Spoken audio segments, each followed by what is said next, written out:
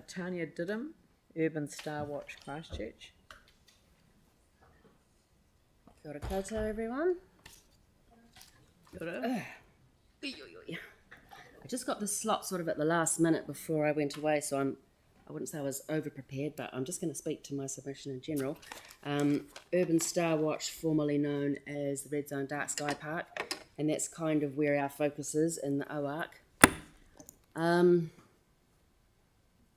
We kind of missed an opportunity when we were doing the refit for the whole city. We put in these, I mean, admittedly they are shielded and they're doing the sort of right thing like that, but they are still these bright 4,000K lights like a prison yard. But we haven't yet messed up the red zone. And so when we are looking at developing that area, which of course we are, this is where the governance comes in. So if we don't have a robust governance at the top saying, right, now this is how we're going to do infrastructure, this is how we're going to do our lighting, we want it to be a dark sky area, how's that going to work if every individual project is just going, oh, how are we going to light this, or what are we going to do, you know? So the governance is a huge part of that, but also just the opportunity to create that dark sky area that we're seeing all around the world. I've just last night got back from Great Barrier Island, which is now a dark sky reserve. Amazing. And people go there for that reason. They go to Tekapo for that reason. Kaikoura's looking at doing dark sky lighting. Selwyn's looking at dark sky lighting. I've been talking a lot over the last few days, you can tell. And Christchurch is lagging behind. You know, why are we not jumping on this opportunity, particularly where we're looking at the River Corridor, which is an ecologically sensitive area, where we're going to be regenerating forest, we're going to be trying to bring back species. It's a golden opportunity for Christchurch to get on the first step anyway. Oh, bless you. Thank you very much.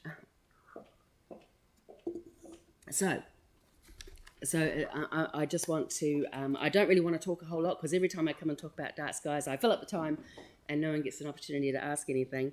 But yeah, I just don't want us to miss out on this. So if anybody does have a question, let me know. Otherwise, we'll keep rabbiting on. Yanni? Have you looked at Dunedin? Because what we were told was NZTA won't allow us to go lower than 4,000, but there's other parts of New Zealand it seems that have done that. That's right.